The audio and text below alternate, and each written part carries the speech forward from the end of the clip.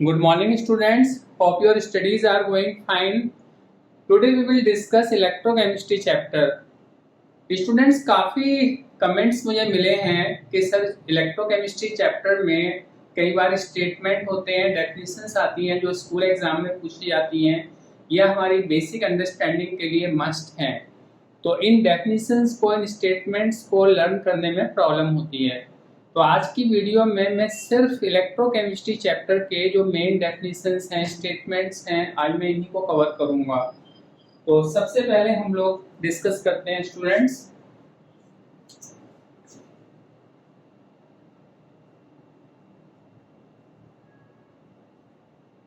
Electrochemistry. Electrochemistry chapter में students हम लोग डिस्कस करते हैं इलेक्ट्रो मींस इलेक्ट्रिक। यहाँ इलेक्ट्रो का मतलब है इलेक्ट्रिक करंट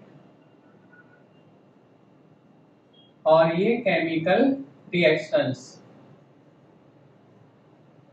जो केमिकल रिएक्शंस में हम इलेक्ट्रिक करंट की स्टडी करते हैं, that is the branch of chemistry in which we deal with relationship between electrical energy and chemical energy is called electrochemistry। तो इसको हमें डिफाइन करना है तो हम लिखेंगे electrochemistry deals with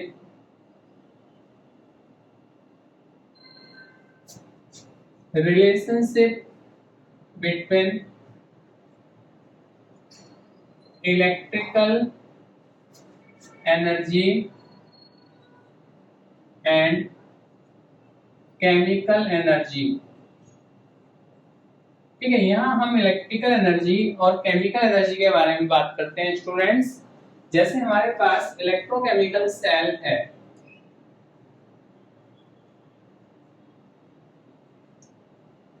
electrochemical cell, electrochemical cell में हम बात करते हैं generation of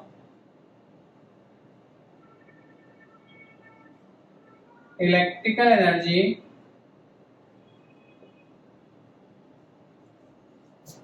by chemical reaction.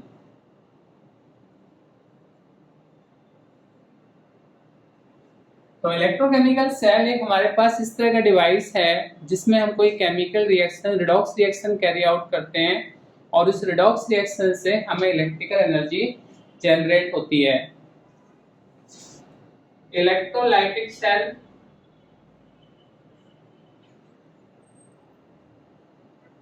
ये स्टूडेंट रिवर्स है इसका।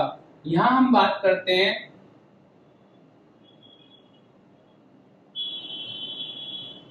Generation of chemical reaction. यहां केमिकल रिएक्शन होती है produce by electrical energy.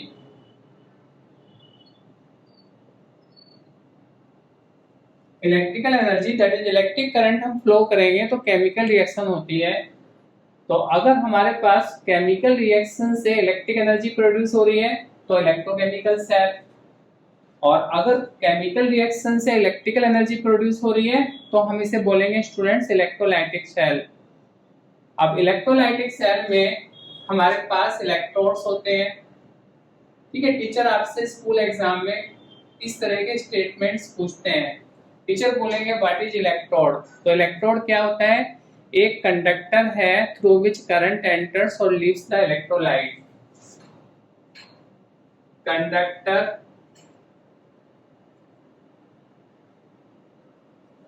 through which current enters or leaves the electrolyte।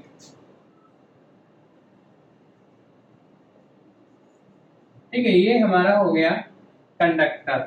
ठीक है, कंडक्टर जिससे कि करंट एंटर करेगा या लीव करेगा इलेक्ट्रोलाइट को, उसे हम बोलते हैं इलेक्ट्रोड। अब इलेक्ट्रोड के बाद हमें मालूम होना चाहिए एनोड क्या है। इलेक्ट्रोड where ऑक्सीडेशन अकर, जहां ऑक्सीडेशन हो रहा है वो एनोड है, कैथोड, इलेक्ट्रोड वेयर रिडक्शन अकर।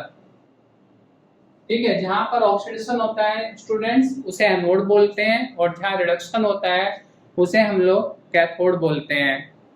और एक बहुत इंपॉर्टेंट बात है जो आपको ध्यान रखनी है,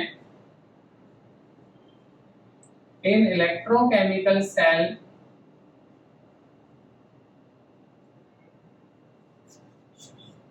इसमें हमारा एनोड नेगेटिव होता है और कैथोड पॉजिटिव होता है इलेक्ट्रोकेमिकल सेल में। और इलेक्ट्रोलिटिक सेल में इसमें रिवर्स है स्टूडेंट, इसमें एनोड पॉजिटिव होता है और कैथोड नेगेटिव होता है। तो बहुत सारे स्टूडेंट्स हैं जिनको इसमें कंफ्यूजन होता है, वो सोचते हैं कभी हम कैथोड को नेगेटिव लेते हैं, कभी पॉजिटिव लेते हैं। तो आपको बिल्कुल क्लैरिटी होनी चाहिए कि whenever we talk about electrochemical cell तो आपको एनोड नेगेटिव, कैथोड पॉजिटिव लेना है, और इलेक्ट्रोलाइटिक सेल में ये रिवर्स हो जाता है। इलेक्ट्रोकेमिकल सेल में स्टूडेंट्स हम लोग बात करते हैं सॉल्ट ब्रिज की। ठीक है, टीचर आपसे स्कूल में पूछते हैं व्हाट इज सॉल्ट ब्रिज, तो सॉल्ट ब्रिज को हम क्या बोलेंगे, इट्स सॉल्ट ब्रिज क्या है, ये एक यू शेप ट्यूब है। आपने इलेक्ट्रोकेमिकल सेल के डायग्राम में देखा होगा, सॉल्ट ब्रिज उसमें यूज करते हैं हम, containing an inert electrolyte। इसके अंदर एक इनर्ट इलेक्ट्रोलाइट होता है। ठीक है, फॉर एग्जांपल KCl, KNO3, कोई भी इनर्ट इलेक्ट्रोलाइट है जो हमारे इलेक्ट्रोकेमिकल सेल के केमिकल से डिफरेंट होता है। और सॉल्ट ब्रिज को क्यों यूज करते हैं स्टूडेंट्स हम, सॉल्ट ब्रिज का फंक्शन क्या है हमारा, it completes electrical circuit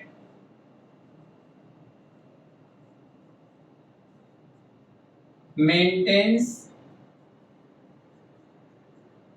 electrical neutrality of solution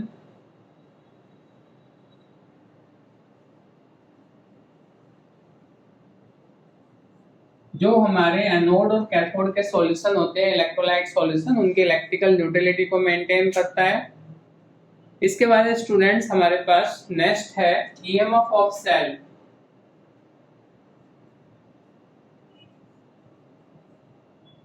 EMF क्या है स्टूडेंट्स, ईएमएफ होता है हमारा इलेक्ट्रोमोटिव फोर्स। हम इसको डिफाइन कैसे करेंगे, potential difference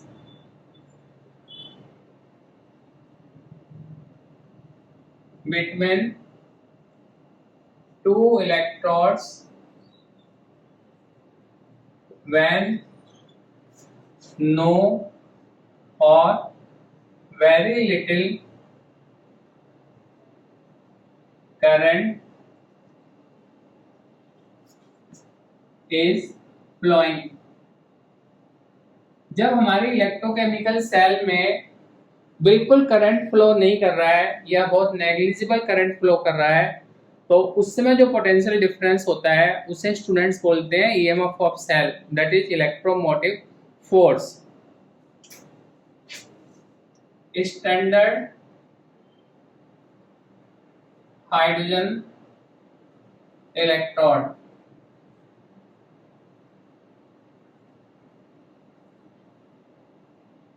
standard hydrogen electrode क्या होता है students,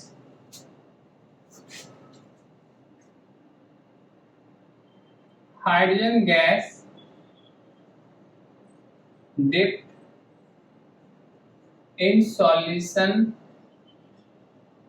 of H ion at 298 kelvin temperature. और जो हाइड्रोजन गैस है इसका प्रेशर 1 बार है और जो HN का सॉल्यूशन है स्टूडेंट्स ये 1 m का है। ठीक है, इसको हम स्टैंडर्ड हाइड्रोजन इलेक्ट्रोड कहते हैं SHE, और हम इसको बोलते हैं रेफरेंस इलेक्ट्रोड, और हम इसको बोलते हैं normal hydrogen electrode. SHE is used to measure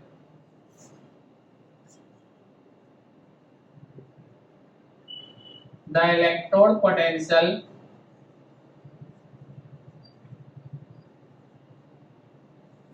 of unknown electrode।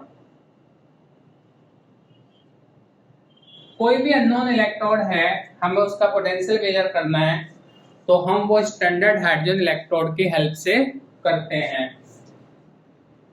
इसके बाद स्टूडेंट्स नेक्स्ट है हमारे पास ऑक्सीडेशन पोटेंशियल।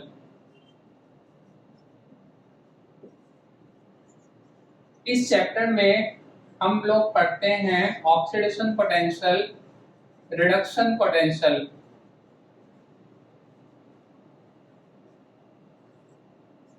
जो हमारी इलेक्ट्रोकेमिकल सेल है स्टूडेंट्स, उसमें एक एनोड होता है, एक कैथोड होता है। कैथोड पे रिडक्शन होता है, एनोड पे ऑक्सीडेशन होता है। तो what is oxidation potential? Tendency of an electrode to lose electron, that is oxidation। Reduction में क्या होगा students? Tendency of an electrode to gain electron, that is reduction. हम किसी भी इलेक्ट्रोड को उसके सॉल्यूशन में डिप करते हैं, अगर उस समय ऑक्सीडेशन हो रहा है इलेक्ट्रोड का तो वो ऑक्सीडेशन पोटेंशियल है, और रिडक्शन हो रहा है तो स्टूडेंट्स रिडक्शन पोटेंशियल है। इसके बाद नेक्स्ट हमारे पास आता है students conductance. What is conductance?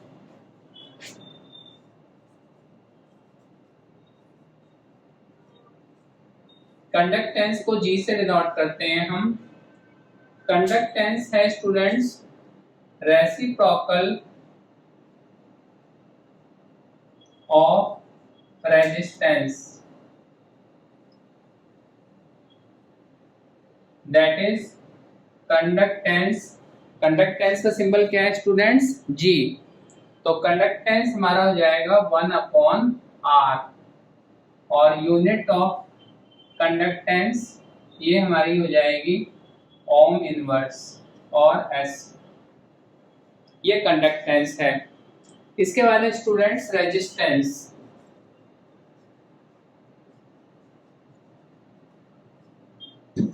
Resistance R। जब भी इलेक्ट्रोकेमिकल सेल में स्टूडेंट्स हम करंट का फ्लो करते हैं तो उसके अंदर रेजिस्टेंस डेवलप होता है। तो रेजिस्टेंस क्या है? Opposition of flow of current. ठीक है, जो करंट फ्लो हो रहा है उसको अपोज करने की टेंडेंसी, उसे हम कहते हैं रेजिस्टेंस। तो अभी स्टूडेंट्स क्या डिस्कस किया है हमने? इलेक्ट्रोकेमिस्ट्री चैप्टर में हम लोग पढ़ते हैं इलेक्ट्रिक करंट के फ्लो करने की केमिकल रिएक्शंस में। Electrochemistry deals with relation between electrical energy and chemical energy. अब हमारे पास इलेक्ट्रोकेमिकल सेल है, इसके अंदर इलेक्ट्रिकल एनर्जी प्रोड्यूस होती है केमिकल रिएक्शन से। इलेक्ट्रोलाइटिक सेल में केमिकल रिएक्शन होती है इलेक्ट्रिकल एनर्जी पास करने से। इलेक्ट्रोड क्या होता है? एक कंडक्टर जिसके थ्रू करंट एंटर करता है या लीव करता है। एनोड पे ऑक्सीडेशन होता है, रिडक्शन पे कैथोड पे रिडक्शन होता है। इनके साइन कन्वेंशन आपको पता होने चाहिए। सॉल्ट ब्रिज का यूज पूछते हैं टीचर्स, ईएमएफ क्या होता है, electromotive force, standard hydrogen electrode क्या होता है, then we discuss oxidation potential, reduction potential, conductance and resistance. आप लोग इसका एक पिक ले लीजिएगा।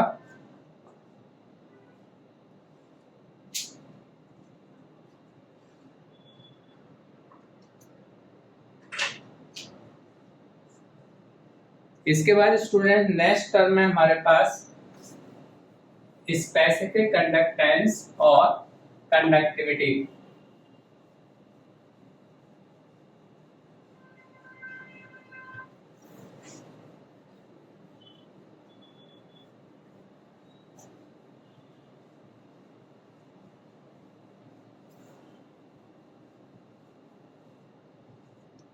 कंडक्टिविटी को स्टूडेंट्स के से डिनोट करते हैं।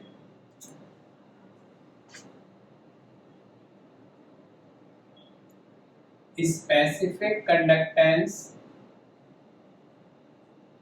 और कंडक्टिविटी।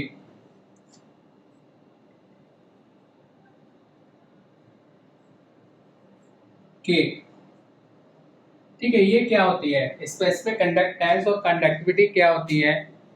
जो हमारा कंडक्टिविटी सेल है स्टूडेंट्स, उसमें दो इलेक्ट्रोड्स होते हैं।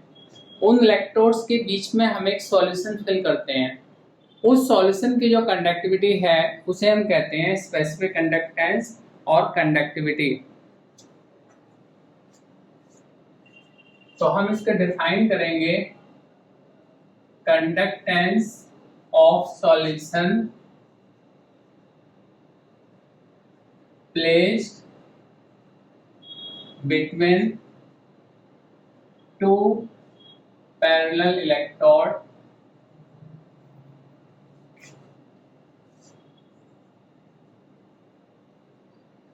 having distance of L centimeter and area of cross section of a centimeter square। और L अपॉन ए क्या होता है स्टूडेंट्स, L अपॉन ए को हम बोलते हैं सेल कांस्टेंट। तो स्पेसिफिक कंडक्टेंस को आप या तो इस तरह से डिफाइन करेंगे या आप इसे डिफाइन कर सकते हैं, conductivity of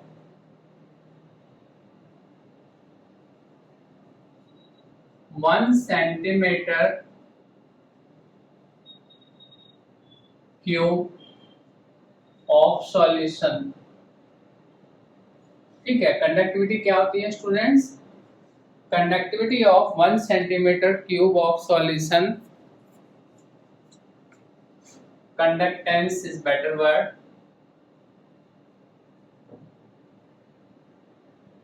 conductance of 1 centimeter cube of solution, this is called conductivity।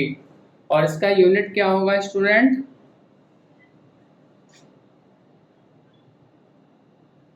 Ohm inverse and centimetre inverse. तो ये आपकी डेफिनेशन है स्पेसिफिक कंडक्टेंस और कंडक्टिविटी की। इसके बाद स्टूडेंट्स नेक्स्ट टर्म हमारे पास है मोलर कंडक्टिविटी।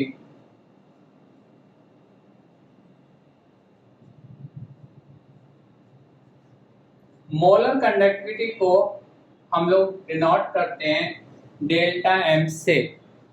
ठीक है, मोलर कंडक्टिविटी का मतलब क्या है स्टूडेंट्स, जो हमारे पास कंडक्टिविटी सेल है अगर उसके अंदर 1 मोलर सॉल्यूशन लेंगे तो उसके कंडक्टिविटी को कहते हैं हम लोग molar conductivity.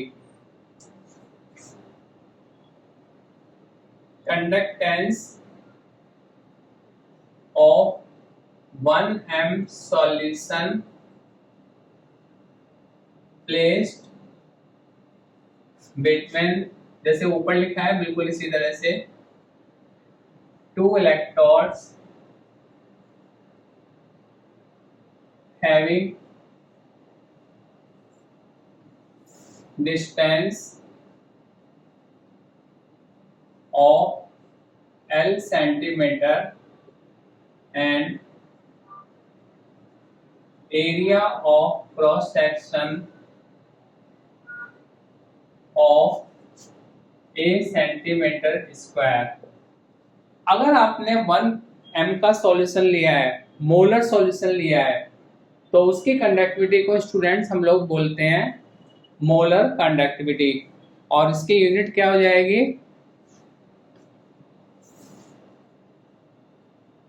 Ohm inverse centimetre square mole inverse. ठीक है, ये आपका यूनिट हो जाएगा इसका।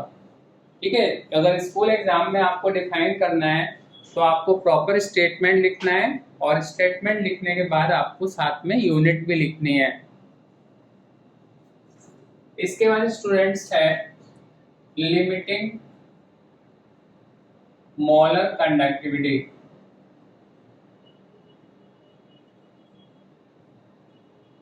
लिमिटिंग मोलर कंडक्टिविटी को हम लोग डिनोट करते हैं डेल्टा एम इंफिनिटी से।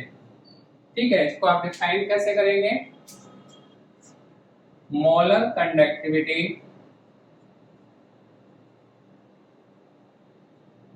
Eight infinite dilution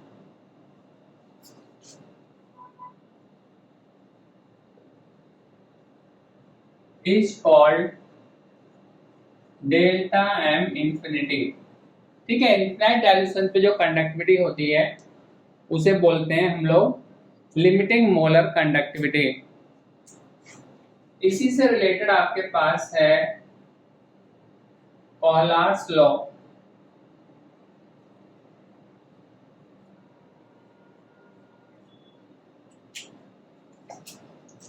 eight infinite dilution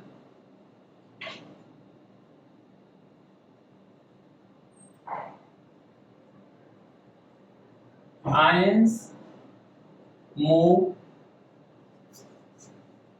independent of each other. Here molar conductivity is maximum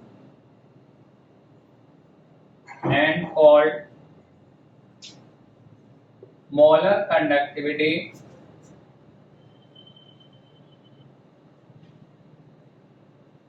at infinite dilution,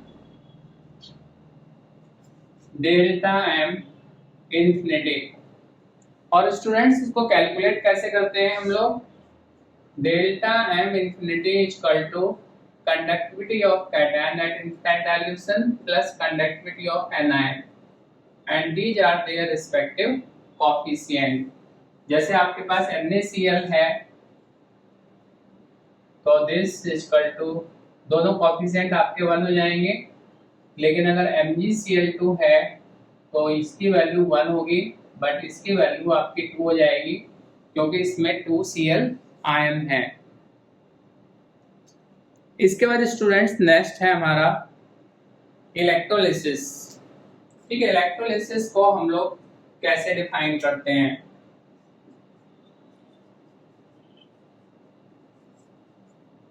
electrolysis, electrolysis का मतलब है हम इलेक्ट्रिक करंट फ्लो कर रहे हैं, उससे डिकम्पोजिशन ऑफ सब्सटेंस होगा।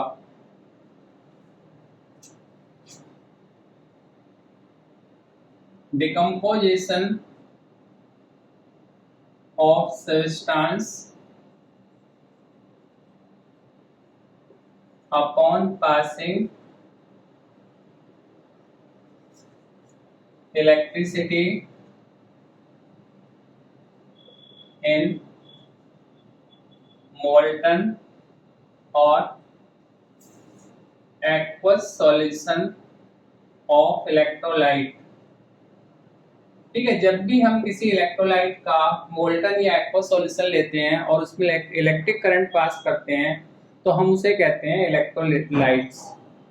अब स्टूडेंट्स आपको इलेक्ट्रोलिसिस क्लियर हो गया है। इलेक्ट्रोलिसिस किसी भी मोल्टन या एक्वस सॉल्यूशन ऑफ इलेक्ट्रोलाइट में करते हैं हम। अब इस इलेक्ट्रोलिसिस के लिए स्टूडेंट्स फैराडे साइंटिस्ट ने हमें कुछ लॉ दिए हैं।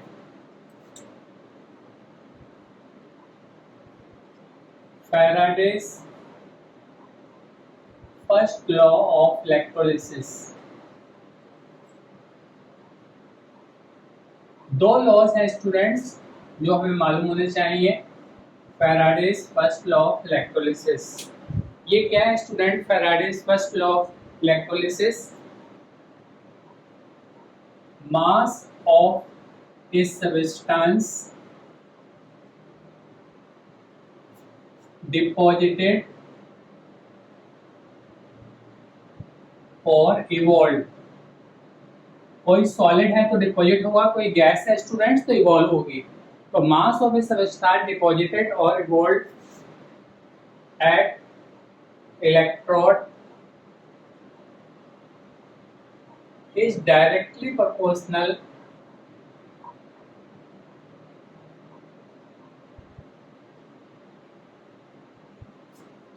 To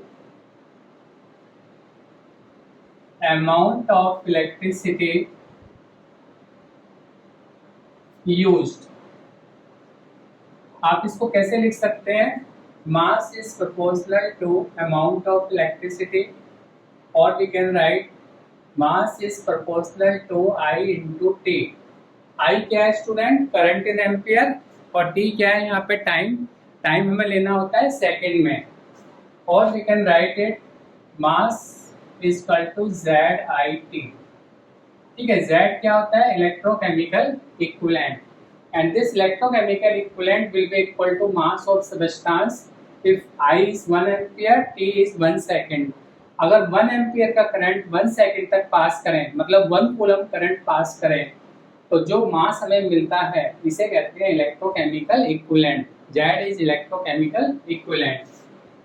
now next is Faraday's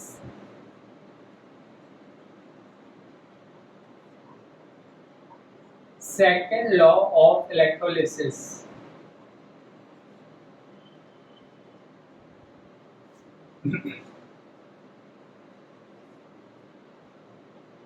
ये क्या है स्टूडेंट्स? इसको ध्यान से देखिएगा आप, न्यूमेरिकल्स में भी आपको जरूरत पड़ती है. When same amount of electricity is passed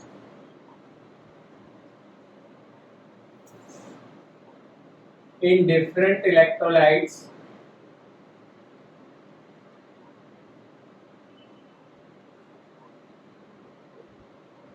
the mass of substance obtained is proportional to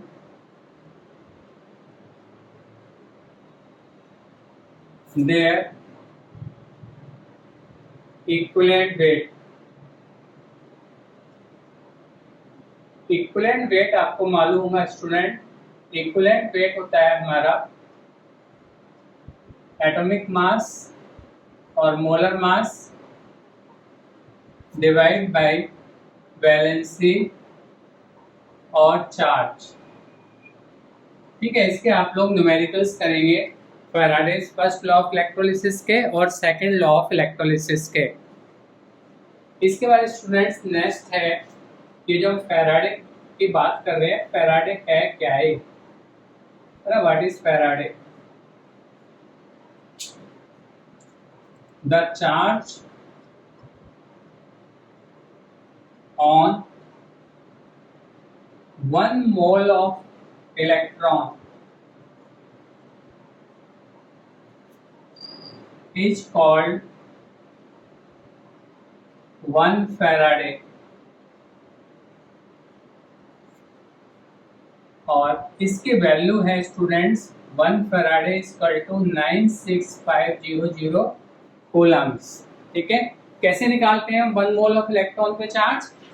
1 mole में इलेक्ट्रॉन कितने होंगे? Avogadro number. एक इलेक्ट्रॉन के चार्ज से उसे मल्टीप्लाई कर देंगे. इसके बाद नेक्स्ट टॉपिक है स्टूडेंट्स हमारे पास commercial batteries. Commercial battery students 3 type के होते हैं, primary cell, secondary cell and fuel cell. देखिए आप इन तीनों में क्या डिफरेंस है। Primary cell can't be recharged, can be recharged several times। इसमें आपको 2 एग्जाम्पल मेमोराइज करने हैं, ड्राई सेल, मरकरी सेल। ठीक है, इनकी आपको रिएक्शंस भी याद करनी है। Lead storage cell and second है स्टूडेंट्स निकल कैडमियम सेल। तो 2 हमारे पास प्राइमरी सेल है और 2 हमारे पास सेकेंडरी सेल है। फ्यूल सेल क्या होती है स्टूडेंट? कोई भी फ्यूल है, आप इसका कन्वर्शन करेंगे तो आपको हीट एनर्जी मिलेगी। इस हीट एनर्जी को इलेक्ट्रिकल एनर्जी में कन्वर्ट करते हैं और ये डिवाइस कहलाती है फ्यूल सेल। ठीक है, तो इसमें आप कैसे लिखेंगे? The cell which can convert heat energy obtained by conversion of fuel into electrical energy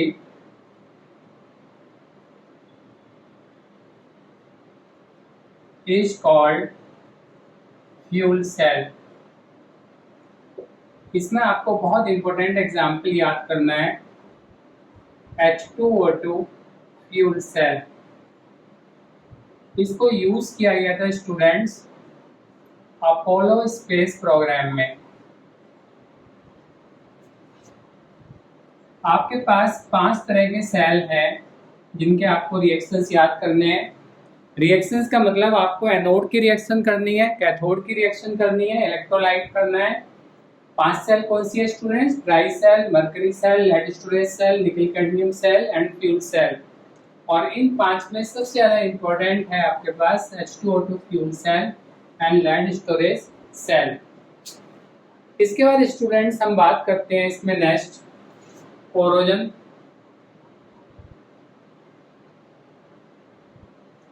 phenomena in which undesirable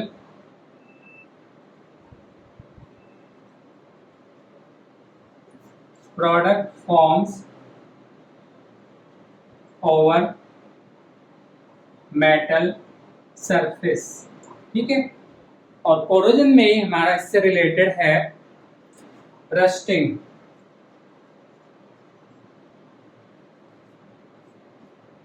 formation of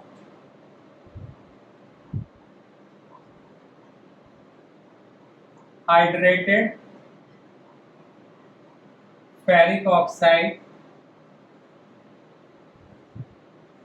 over iron in presence of air and moisture